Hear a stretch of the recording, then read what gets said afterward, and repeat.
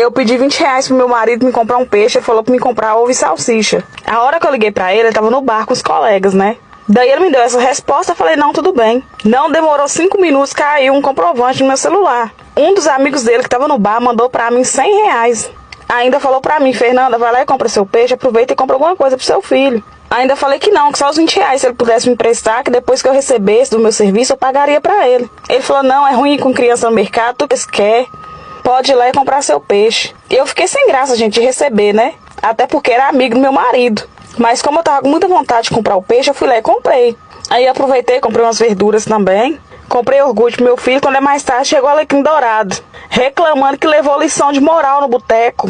Que eu não tinha nada que ter ligado pra ele, que era só eu comprar ovo, então salsicha. E que o dia que eu recebesse, eu pegasse meu pagamento e fosse lá e comprasse. Ainda por cima queria me obrigar a fazer o Pix de volta pro rapaz. Porém, quando chegou o dia que eu recebi também, eu